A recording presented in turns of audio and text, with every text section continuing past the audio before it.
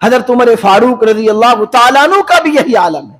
اللہ کے خوف اور اللہ کے سامنے کھڑا ہونے سے اتنا ڈر رہی کہ حضرت ابو بکر کی طرح وہ بھی کہتے تھے اے کاش میں کوئی تنکا ہوتا، اے کاش میں میری ماں نے مجھے جنا ہی نہیں ہوتا، میں اللہ کے سامنے کھڑا نہ ہوتا، مجھے حساب و کتاب نہ دینا پڑتا. آخری وقت حضرت عمر فاروق رضی اللہ تعالیٰ عنہ کا، آپ کو جو نماز فجر میں جو آپ پر حملہ ہوا ہے، آپ بے ہوشی کے عالم میں ہی 3 دن تک آپ بے ہوشی کے عالم میں، اور جو اس زخموں کی تاب نہ آ کر کے آپ اسی جو ہے بیماری کے عالم میں رہی. اسی عالم میں اپنے بیٹے حضرت عبداللہ سے کہتے ہیں کہ جاؤ حضرت حذیفہ کے پاس. ان کے پاس نبی کریم صلی اللہ علیہ وسلم نے منافقین کے نام ان کو بتلا رکھے تھے. ان کے پاس منافقین کی لسٹ تھی.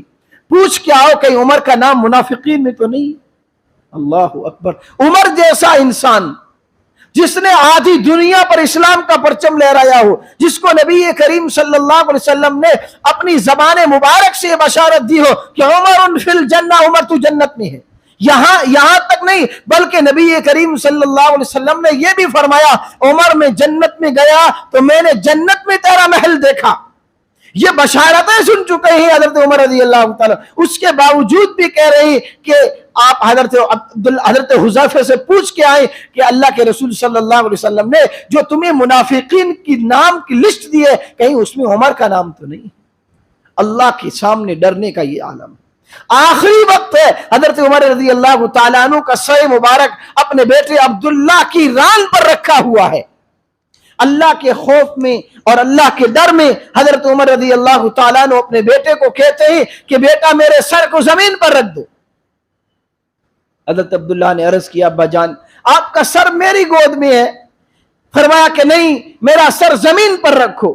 زمین پر سر رکھا گیا.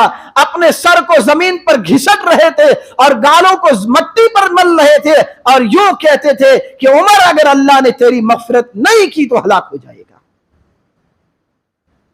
اگر اللہ نے تیری مغفرت نہیں کی تو ہلاک و برباد ہو جائے گا. حضرت عبداللہ بن عباس رضی اللہ تعالیٰ عنہ حاضر خدمت ہوئے اور عرض کیا امیر المومنین آپ کو بشارت ہو، آپ تو اللہ کے رسول صلی اللہ علیہ وسلم کے خلیفہ ہیں، آپ نے اسلام کی اتنی بڑی خدمت کی ہے.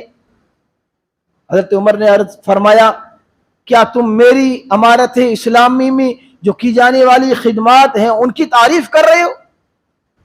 پھر فرمایا کہ اللہ کی قسم میں میری دور حکومت میں کیے جانے والے تمام نیک اعمال کا بدلہ اللہ سے نہیں مانگتا ہوں، بس ایک بات مانگتا ہوں کہ مجھے نہ ان کا جو ہے ان کا سزا چاہیے نہ ان کا جزا چاہیے. مجھے ان نیکیوں کی بھی ضرورت نہیں ہے، بس قیامت میں اللہ کے سامنے سے میں رسوائی سے بچ جاؤں، یہ میرے لیے بڑی بات ہے. اللہ کے خوف کا یہ عالم، اللہ کے ڈر کا یہ عالم ہے.